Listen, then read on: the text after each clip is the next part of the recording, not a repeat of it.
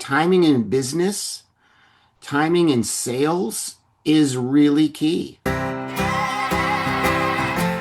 Martians landed. Yes. Wearing Prada suits. Yes. Drinking Henry Seltzer. Yes. Chewing juicy fruit. Yes, and? Your branding here. Yes, brand. Your message here. Yes, and? A verse about Yes. your product here. Yes. I'm Hersh Rephun. Yes, and? I'm a message therapist. Yes. And I have a podcast. Yes, brand. That's right, that's it. Yes. We'll help you fix the world. Yes. Or your bottom line. All right. Your bottom line. Get it. I get it. Welcome to the Yes Brand Podcast.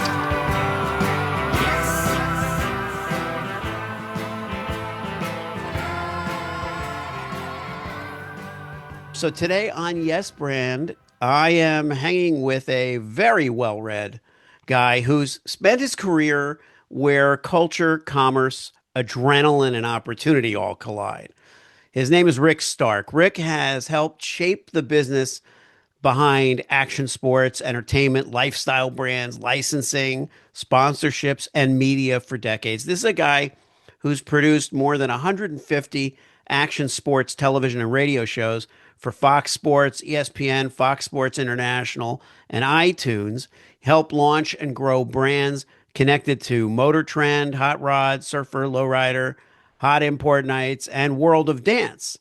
And somehow he still manages to make all of it sound like a normal Tuesday. And Rick has built deals, he's opened doors, spotted trends before they became trends, and turned relationships into real business across sports, media, live events, licensing, brand partnerships. We've worked together on a number of brand partnerships. But what I love about Rick is that underneath all the titles and partnerships and high profile projects, he's still fundamentally a relationship guy, a connector, someone who understands that the real currency in business is trust, that what happens when somebody learns how to consistently create value across multiple worlds is what really matters, and that they got to do it without losing their instincts in the process. And about bringing the right people together, on projects. So today we're talking about some interesting stuff. We're talking about Rick's latest kind of re-venture, I guess we would call it. But he'll tell us more about it. But welcome, Rick Stark, to the Yes Oh, Brand hot seat. oh, that's awesome, man. Wow, wow, that's a great introduction. Make me I guess at the end of the day, all that stuff is true. Um, Yeah, it is. it's a lot. It's a lot of flipping and a lot of handshaking and a lot of ups and downs and nothing is quite straight line, easy. There's always you're always straddling that fence where the other side likes, oh, if I just get this one more deal, it's going to be so great, and then a lot of things happen that way, and then you do get it, and you get on that other side, but then you still keep climbing to get higher and higher. So it's been quite a journey. I've been kind of lucky in a way, I'd say. My whole life I've been an entrepreneur.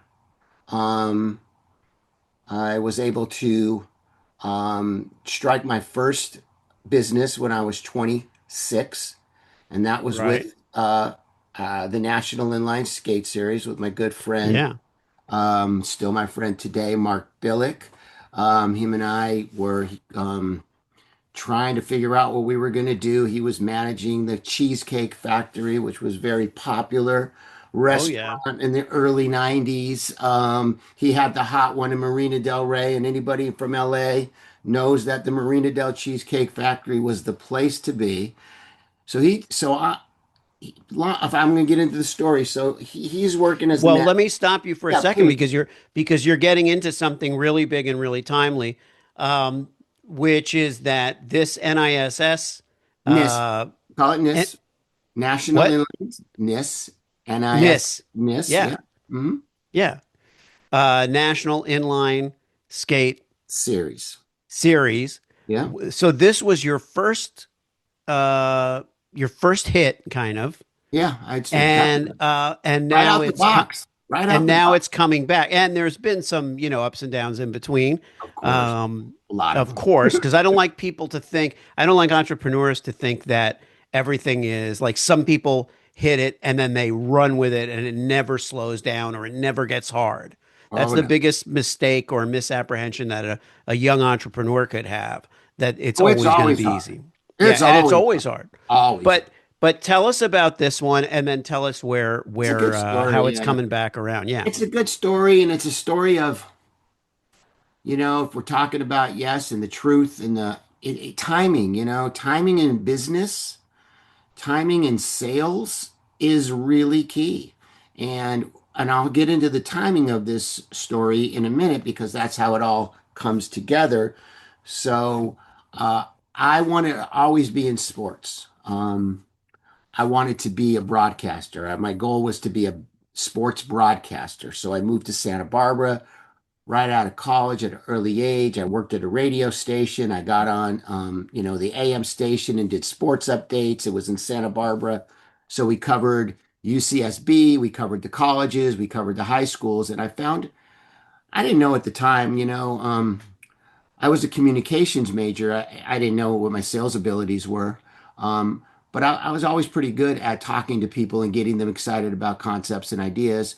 So right off the bat, I said, how am I going to get myself on TV? Um, I realized when I went to a high school football game on a Friday night, even in Santa Barbara, which is a small town in California on the beach, yeah, it's not considered a big town, but it's a tight-knit community. They had about 5,000, 6,000 people at the high school football game, which was kind of packed compared to LA where I went, where 1,000 people showed up, maybe 800. It wasn't quite the big Friday night lights as it was there. So I had the great idea. I told the guy, I went to Cox Cable and I knew the guy there. And I said, hey, look, I want to get the Friday night game of the week on. We'll travel, we'll go to the teams and we'll put on a Friday night game of the week on Channel 3 on Cox Cable in Santa Barbara. And this was, oh God, I'm going to age myself, but this was like 1993. The guy says to me, look, Friday night, about that time, if you could raise 3 grand, you can have the time. Because that's what I would probably get for about a couple hours in sales advertising. I'm like, okay. So I basically wrote a package and and really basically up and down the street. What I found out was everybody who worked there went to the high school or had an uncle or a brother or played for the team, owned it. So all the auto shop, the pizza guy, the printer guy, they all gave me money to put their ads on the TV. Long story short, I get it on Friday night. I'm here with the microphone and a suit, and I'm doing high school football game of the week. And that was really my first big success into sports broadcasting. And I kept doing that. And then, I just kind of got burned out on it. An opportunity. I went moved back to LA, and I'm like, okay, what am I going to do next? And I got a job on another sports tour called the Budweiser Jet Ski Tour with a pioneer in sports marketing, my friend Craig Elledge, who had a company called CE Sports, and it was kind of the first. He was one of the first to hit the needle on the hammer on the head of activating sponsorships for people. So he was in charge of setting up this jet ski event for Budweiser. And he put me on the road in a big U-Haul truck with about 6 other guys. We drove all across America, set up these banners, set up the whole show. And I kind of saw how he was selling sponsorships, this and that, the other. The summer ended. He let me go. I was fired, or he let me go. He said, hey, I don't need you anymore. The summer's over. Um, I said, okay. I said, how did you come up with this idea? He just said, I don't know. I got lucky. I had a really good idea. I said, all right, I need a good idea. Fast forward, me and Mark are talking. We need a good idea. There was a thing in LA, it's called Ski-Dazzle. And people who know LA, it was this yeah, big thing. You remember it was at the LA yeah, Convention Center, and it was last year's ski stuff sold cheaply. And this was 1994 now. And this was team. There was a half pipe ramp there, and Team Rollerblade was performing. And I had seen some kids on my block doing some tricks and whatnot, but nobody liked this Team Rollerblade. They were just amazing. And I see this big ass half pipe ramp, and I'm like, and I see these 18-year-old men and 18-year-old women, just incredible, great, great shape, good looking kids, good looking girls, and just having a great time. And I happened to go up to one of them and I said, "Hey, is there a contest for this?" And they all came up, "No, no, but I'm the best. If there was a contest, I would win." You could see like they wanted one. And I wound up from what I learned at CE Sports and how they sold this Budweiser thing. I kind of I took that information, and I basically created what I learned there and wrote this proposal called the National Inline Skate Series. Mark said, "Finish the proposal. It's a good idea." The vice president of Taco Bell comes in every night, and I give him the best seat, and we've become friends. I said, "All right." He said, "I'll get us a meeting if you get me the proposal." So bust out this proposal. So this is how Cheesecake Factory Yeah, that how it played played into this deal. Yeah. because he happened to be seating the VP of Taco Bell every night. Right. He gets the meeting. The proposal's good. We have some grainy footage. We go in there. We have one of our rollerblade guys in there who at the time had red hair and a mohawk. So it really kind of worked. It was great that he had this Yeah. red hair and a mohawk and the whole thing.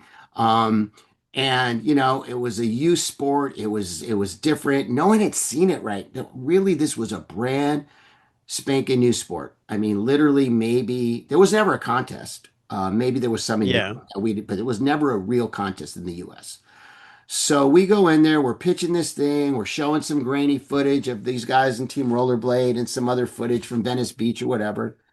And we say this is the new extreme sport because extreme, you remember the word extreme was super Yes. hot. Yeah. Yeah. And we go in there, we're speaking, and I've never pitched corporate before. This was brand new. I had never been in a corporate meeting. I don't even know if, we didn't wear a suit or tie or anything, I but was gonna say, like, how did you guys dress? I think we said, let's not dress corporate. Let's go in there with an edge. Yeah. And I was young at the time, so I could pull it off. Um, so let's go in there not corporate. Let's go in there as like lifestyle, adrenaline. Let's not go in there suit and tie because that's what they reminded us of. Right. Long story short, we go in there, we have a great pitch somehow. They ask a lot of questions, which is good, right? Then the main guy, the CMO, says, thinks around, looks around, says, I think this is going to work. This summer, we're coming out with our extreme menu, a bunch of new menu items. We're going to tie it into this and we're going to kick it off. And long story short, they gave us $150,000. They put our poster in every Taco Bell in California, and the National Inline Skate Series was born. And That's amazing. yeah, I know, it was kind of like timing. And, Hesh, I had no idea what I was getting into. This was like American Idol for rollerbladers. Like Right. and this was pre-phone, pre-text. I don't know. The word got out that there was this contest happening in California, and literally kids from Colorado, Pittsburgh, um, Seattle, Oregon, New York, everywhere. They just came. 350 of them came to Long Beach to try out. And Well, so that actually, so was it heavily promoted? Like, was it on radio and not for the uh tryout. It was no, maybe we put a blurb out in the magazine, but that's the beauty of this culture. It's big but tight. So word got out. Like there's this right. tour happening. If you're a rollerblader and they came and they slept on each other's couches and they figured it out, and we wound up taking like the 30 or 40 best riders from that tryout, and we went in only 6 cities. We went from Long Beach to Santa Monica to Venice to Palisades, um, back to Venice. We just did this little beach tour, and it was just incredible. And ESPN gave us a deal, and we created a television show. And right off the bat, the kids that were really good at it became mega stars.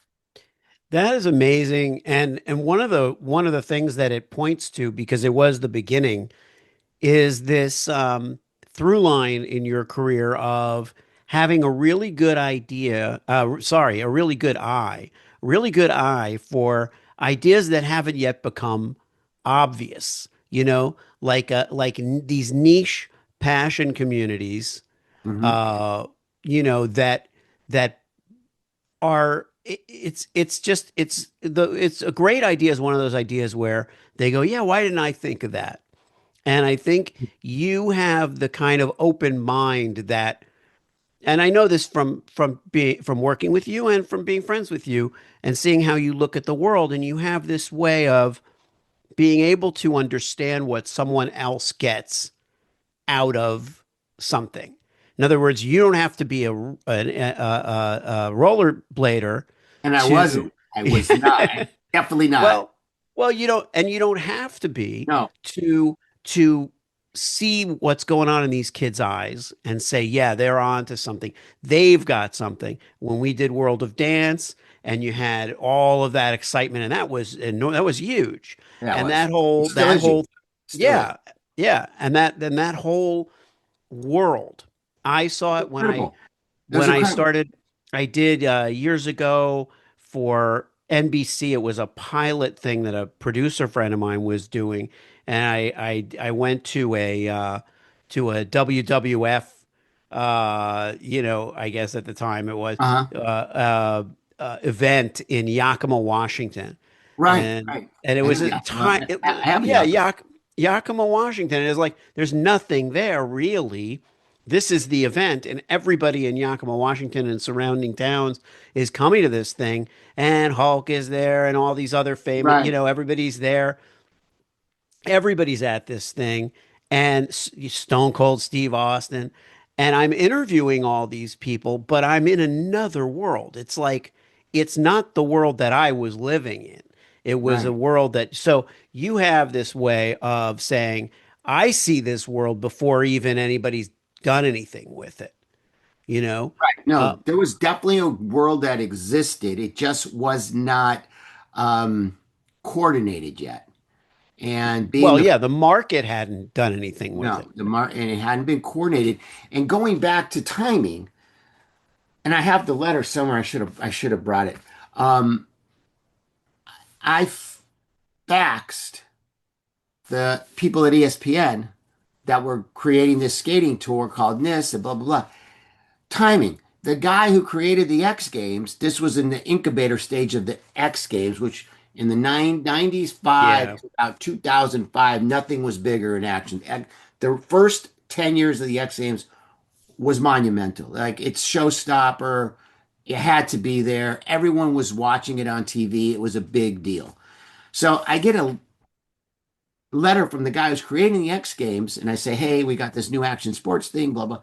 He faxes back saying, "This can be great. We're in the process of creating something called the X Games, and we need these type of non-team sports as lead-in to our X Games. I'm going to give you 6 half-hour episodes to promote this show." Blah blah blah, and it was my first TV deal, and I didn't. I just backed into it because of timing, like, um, so that was another really good thing with timing. The X Games needed us at that time, and you couldn't really launch properly without television because there was no internet, there was no YouTube, there was no Yeah. Instagram, there was going to be no clips that people could see, so you had to make a TV show. Um, so that was another really thing with great timing. But and sometimes you need in business, you also need people who believe in you. You need angels out there that just understand what you're doing, and their brands are kind of rowing in that same direction. And my one of my angels was, well, I had two. One guy named Don Meek, who was at Prime Sports at the time, who Yeah. through ESPN took everything they needed from me, said, "We're good. We got X Games. We don't need you anymore." He's like, "Come over here. I'm a Prime. You build the ramps. Let me watch that thing go. You're good. I got you." So I wanted to had a great run with Prime Sports, and because of my friend Don. was able to save our business because it was kind of scary because that when ESPN said we don't need you anymore, um, it was kind of scary. It's like, oh shit, we don't have TV. How are we going to do this? So Yeah. I was able to figure out like, hey, the guy down the block needs this programming too. So and he put his arm around me and said, "This is great, no worries."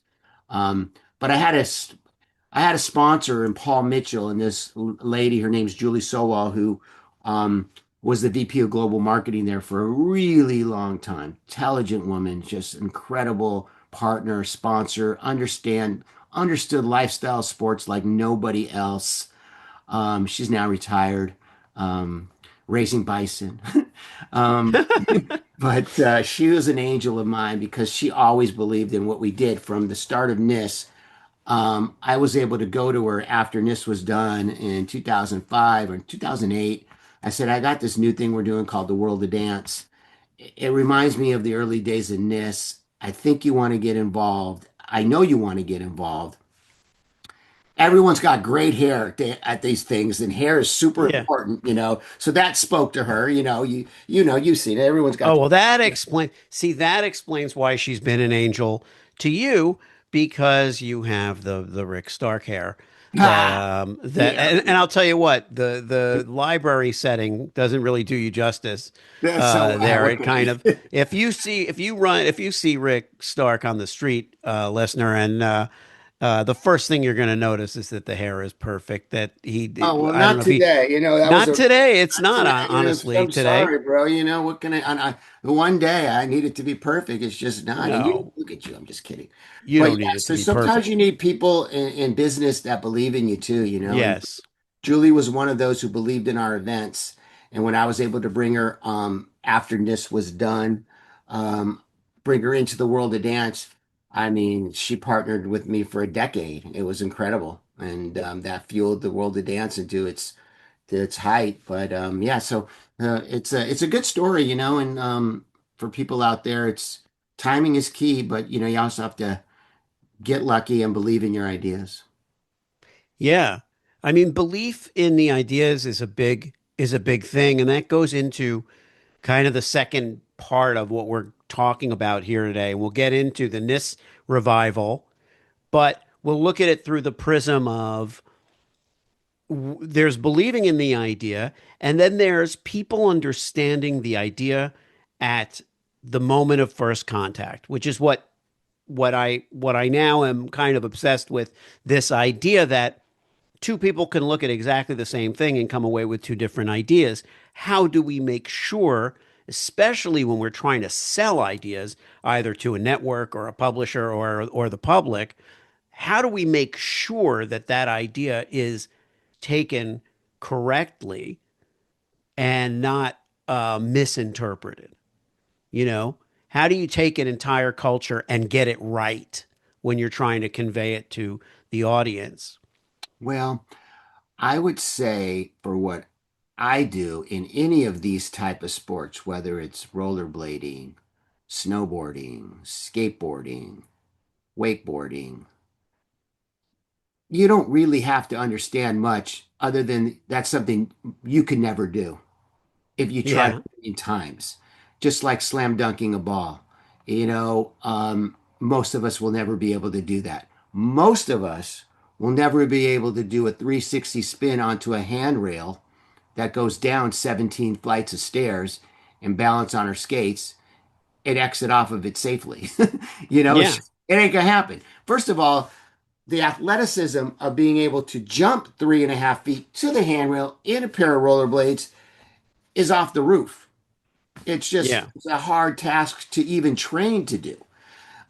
So I believe anybody who has played sports or can appreciate sports can appreciate the athleticism of these bladers. So there's not much I have to do except give them the apparatus to do what they do best yeah. and stand out of the way.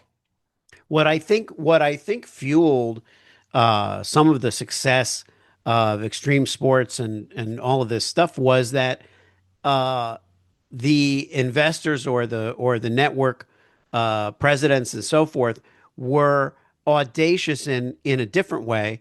in terms of business, people who are audacious in business, like Richard Branson is a great example. People who are audacious in business will get that same idea. This is impossible. Somebody's doing something that looks impossible, like parkour and all the other stuff.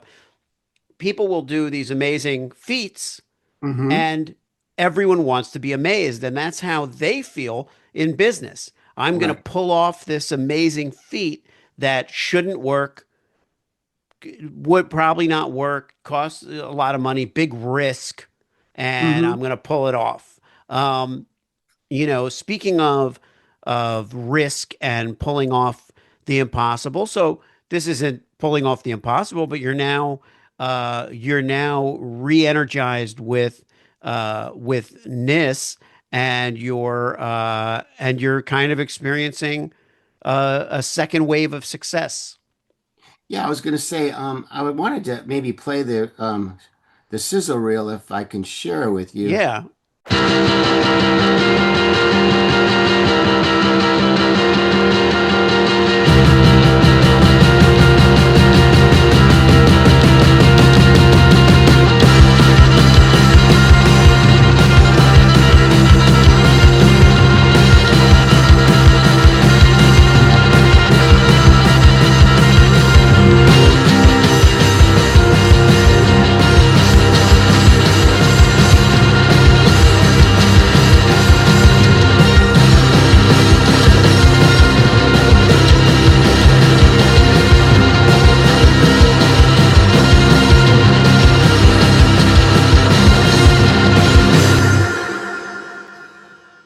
I'm not sure you could time an industry trice, but I think we might be right there.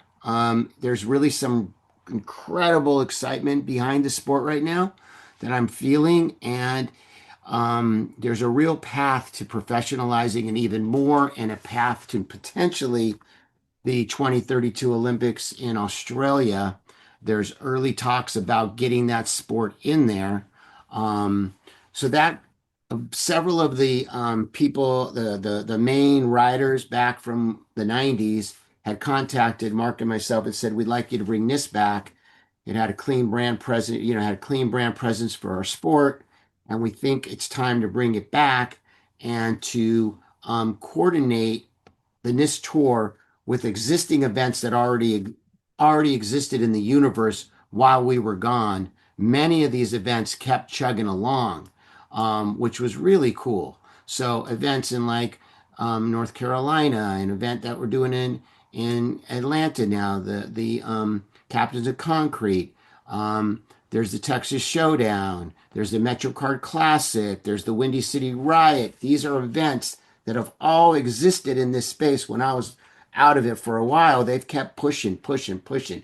Not making any money out of it, just doing it for the love of the sport and the opportunity to get together and compete and see who still is the best and so on and so forth.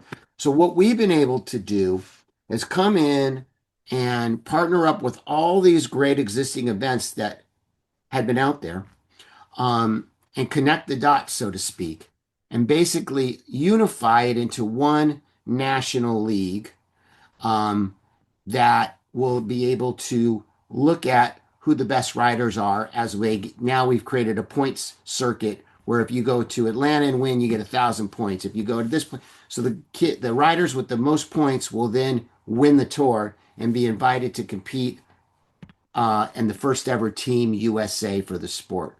So this is the real push, is to create a Team USA from the sport of rollerblading through these events that we are now partnered with, and with the sanctioning of the United States Roller Sports Freestyle division, which sanctions rollerblading and the extreme sports side of it. We're able to now work toward a goal. And the goal is to create the Yeah. first ever team, which is a big deal. It's a big deal. And it's all connected to this thing called the World Skate Organization. And this is a organization that is the um, sanctioning body, basically, of all wheel sports. And they are connected to the IOC. So they're the Yeah. ones that got skateboarding into the Olympics. And I think they have their eye on rollerblading, is what we're being told. Well, what's interesting about this to me is you're kind of an expert on the commercialization uh, of niche sports, niche communities, things like that, and yet you have to maintain the integrity of the sport, the integrity of the community, and sponsors don't always understand the like you said. Well, there are certain things you don't need to understand. There are certain things about the sport you wouldn't have to know, but at the same time, when you're commercializing something, staying true to the sport is really important. How do you balance that when you're looking at these different applications? Wow, that's a good one. Because early on in the firstness, I didn't know how to balance it. I was a yes man for the sponsor, more or less. Like whatever Taco Bell said, we would want to do. Because I mean, Right. you know, $150,000 was a lot of money for me back then. It still is today, but it was a lot then, and it really started my business. So I was like, you always think like when you're an entrepreneur, you don't have a boss, but Yeah. they were the boss, and me and Mark tried to do everything they wanted. Even so, where we kind of messed up because not really these shirts have become kind of folklore in the roller, but Yeah. we made all the skaters wear these t-shirts that had this big bell on them. And then about a big Taco Bell on their on Right. Right. and about three stops into the tour, a couple of the let's call them anarchist guys or the out of the box were like, we don't want to wear those freaking shirts anymore. They're lame. La la la, you know? And so Yeah. I was like, oh man, we got to deal with this. How are we gonna make our athletes happy, make the sponsor happy? It was a real quandary, Yeah. a balancing act. And that's when I first realized that, that's why all these big sports have the NFL has a union and they have a players union and this and that. So um, you have to really balance it properly and you have to listen to your athletes because they're the ones that are performing. And I'm all about that now. So Well, and another thing is as you're choosing partners, as you're choosing partners to work with, whether they're players or they're sponsors, um, what's a quality that you find that makes someone instantly trustworthy? yeah, so someone who understands that you can't just winning isn't having the biggest piece of signage out there. Winning is connecting to the culture. Winning to them is understanding the culture and not just trying to hammer them with your image because they'll see that and they'll turn your back on them. So being the one thing that was great about Paul Mitchell at the time is it wasn't about like how many bottles of shampoo can we sell by sponsoring your tour. It was kind of just the repetitiveness of who we are. We're here for you guys.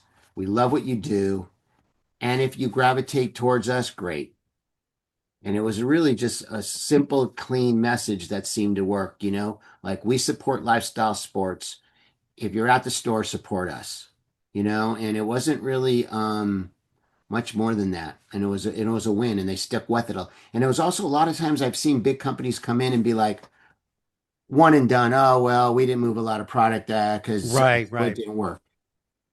That never works. Like it's kind of lame. Like, you have to kind of invest in the culture for multiple years and, really just be there and kind of get your product in front of them, not overstate it, not oversell it. Let the product do what it does. If you have a good product, people are going to like it. People are going to want to use it. If you have a sucky product, no matter how many times you hit them over the head with it, it's not going to work. We were Yeah. lucky enough to have great sponsors with great products, in the early days. We had G-Shock watches, which everybody loved. And Yeah. yeah, it was great. It worked. Never, you could drop it off a building, it wouldn't break. You could go underwater with it. We had Panasonic, who was launching their Shockwave series, which was these the CD players that you could put on your belt and rollerblade with them, and they didn't skip when you when you fell and hit the ground. So they were also like very generous with their partnership, gave a ton of product seed out. I mean, I can't tell you how many of these things I gave away. Yeah. Smart to they seeded the field with them. So like, if Big Brother had one, little brother would tell mom, I want to get one, like so it was really cool and they stayed stuck with us a long time as well. So I think Yeah. yeah. Well, so loyalty and patience are obviously two really good traits in a sponsor and in an innovator. Um, so at this point, what still feels unfinished to you? Well, this relaunching this has been incredible. I'm re-energized with the community again. I just, I was away for a while, just trying to, raising kids and just figuring out life in general. When we couldn't really pay the bills anymore with the tour. The timing was good. I was able to exit out of it in 2005. We did sell. We wound up connecting NIS with another tour because now that ESPN came in the game, it was so much harder. You had to do these multi-sport tours because that's what they were doing. So we connected with a group that did. It was kind of funny actually. Panasonic was sponsoring both of us individually. And then they came to us and they said, "We're not going to sponsor this." This other group had this BMX tour called the King of Dirt, and they did dirt Mhm. jumping. And they said, He said, "You guys need to talk and figure something out. We're not going to sponsor both of you anymore, but we'll sponsor if you guys do something together." So we created a company and changed everything and changed the name, and it was the Core Tour. And the Core Tour had NIS and the King of Dirt, and we did that for a few more years, four more years. It was great, and we had BMX and we had rollerblading, and that was the Core Tour. We had music, and I was able to get out of that in 2005. So um, between 2005 and now, a lot has gone on, but the rollerblading this came back around 2000 and the end of 2024. We did some Zoom calls, and the earlier team was saying, let's bring this back. And, Chris Edwards, who is one of the early stars in the sport, um, first guy to have his own pro skate, first guy to earn over $1 million in the sport, um, is now part of the newness team, and he's really ingrained in the culture.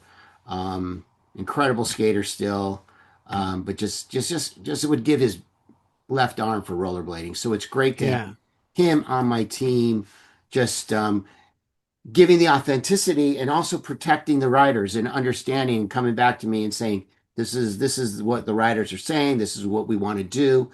So today,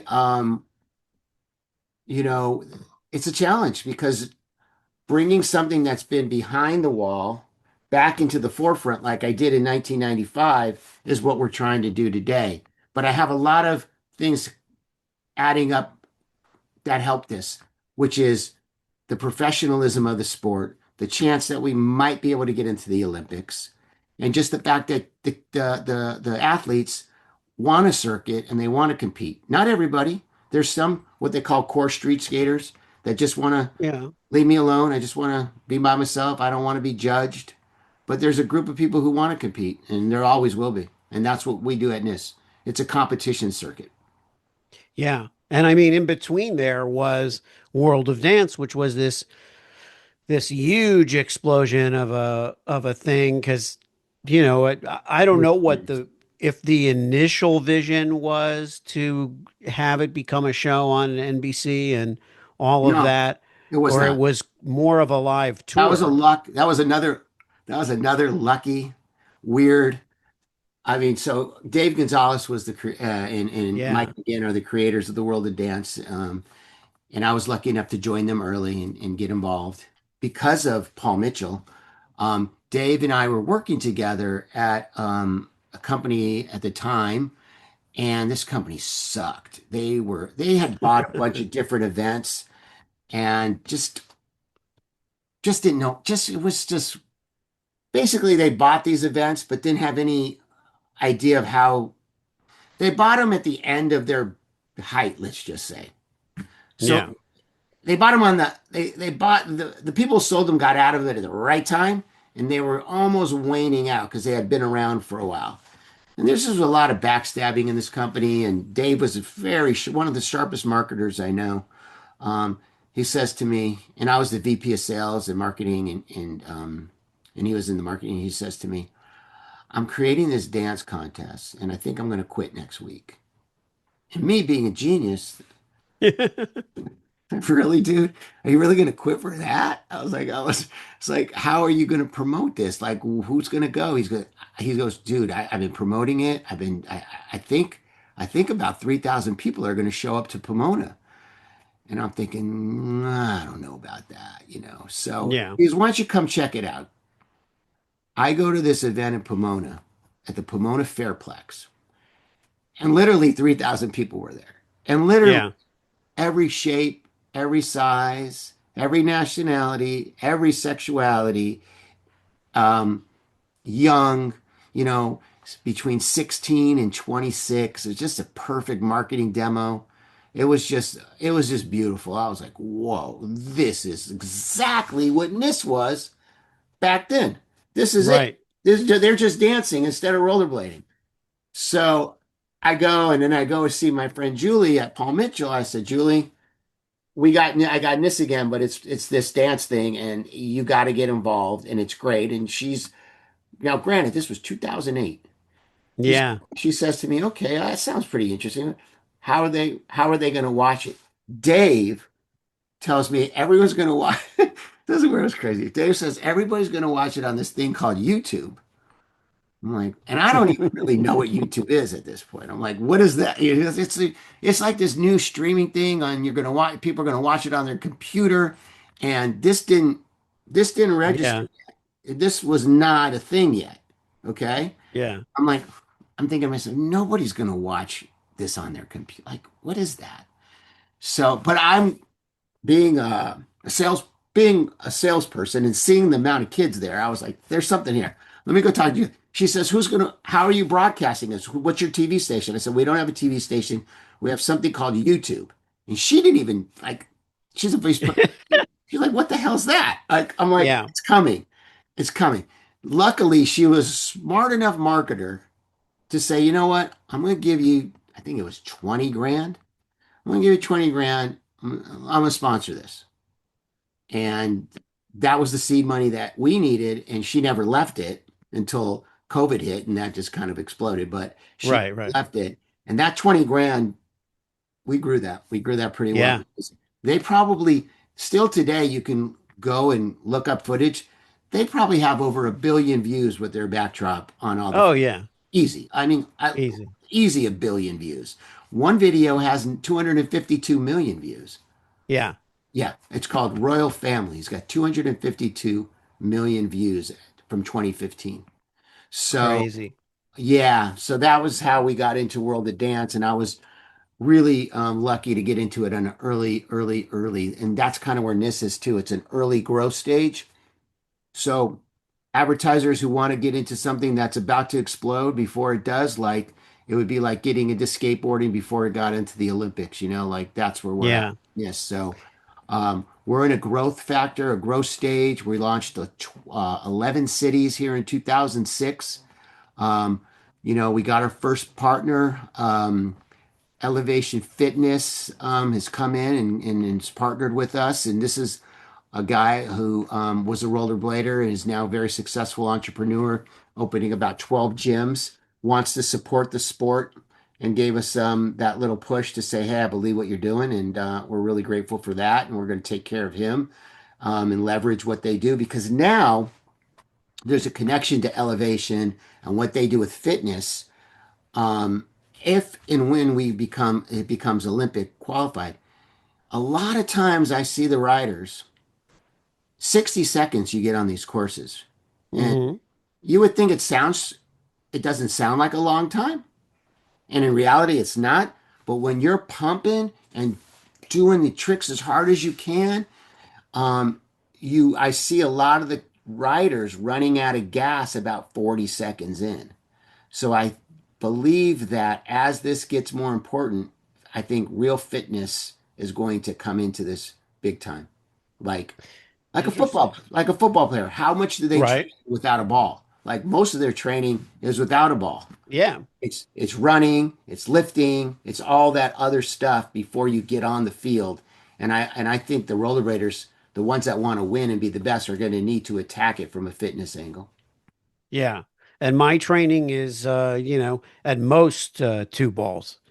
And that's, but I seriously, thought your so training was lighting up that cigar it was, on a yeah, Friday. that it is. That's it. Just lifting the arm up and down and, Hmm. lighting the cigar. Um, But so going back to that too, I'm not yeah, starting from zero. right.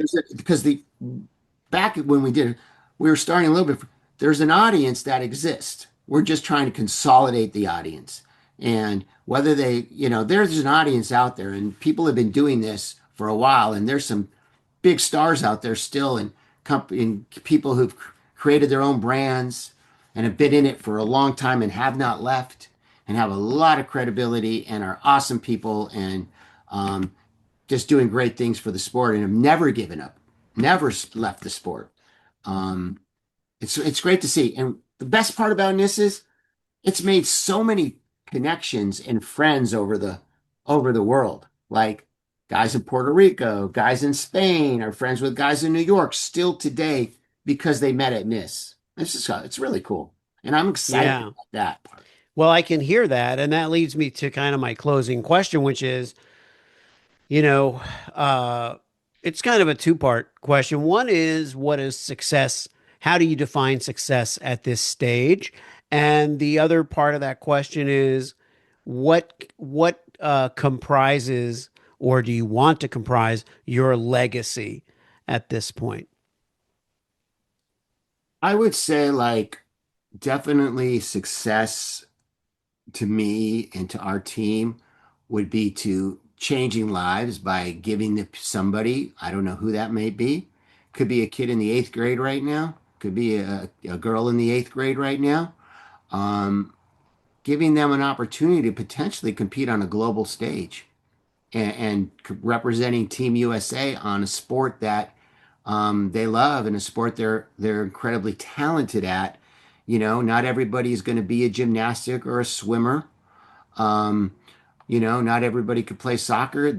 This is a specialty and they're great at it and they deserve their time. So to me, success would be turning on the TV one day, watching a Team USA compete, knowing I had a hand in getting them there. That would be rad. Yeah. And what about looking at this chapter in your entire career and saying, well, I guess I would ask you, are you thinking about legacy? Like, uh, the larger impact that you as Rick Stark professional would like to have had on the world. Oh yeah, absolutely. I believe that. I mean, believe it or not, today, what we started back in '94 was so important that I will call them kids. They're not kids anymore. They have kids, wives, families. They've been divorced. They're not kid. Nobody's kid anymore. But those kids had enough great experience out of what this was to them. They wanted us to bring it back to the new breed, to the new schoolers, to the new breed. And I think we're in a really good start with that. So that legacy for me would be to just touch lives and change opportunities for people. There was a kid in New York that had never left Manhattan until NIST came along, and we were able to bring him to Venice Beach when he was 14, and just, I could line up 15, 20 kids, writers telling you how NIST changed their life and how they've had friends from it from 1994. They're still friends today, and I'm still friends with many of them now. And it's really a special community, and I'm really excited to see if I can help the community grow again. Absolutely. Beautiful. Well, thank you, brother, for coming on and for giving me this time. Um, Let the audience know where they can follow you and Nis. Well, you go to at NIST Tour on Instagram, National Inline Skate Series. No reason to follow me, uh, but unless you want to see me hanging out, No, there's really no reason to follow me. But please follow this at National Inline Skate Series at this tour. We're going to be launching our Facebook promotions soon, which is great. I'm hooked up with one of the guys from the world of dance who does incredible work from behind the scenes. I'm looking forward to seeing what he can do with our Facebook page, and he might be able to get us do a lot of fun things. And so that's about to launch. So yeah, that's about it, really. We're exciting times, and look for this tour. You'll see it. Oh, and we might be streaming soon on a platform called DCP Plus, which is coming out, which is going to be great as well. And you could catch the long version of the show on DCP Plus. Alright. If you liked the show, Yes, and? it worked for you, Yes, then? subscribe and leave a Yes, friend. 5-star review. Yes, friend. Tell all your friends. Yes, friend. Get your branding here. Yes, friend. Get your branding here. Yes, friend. Did I make it clear? Yes, friend. Get your branding on Yes. before they're gone.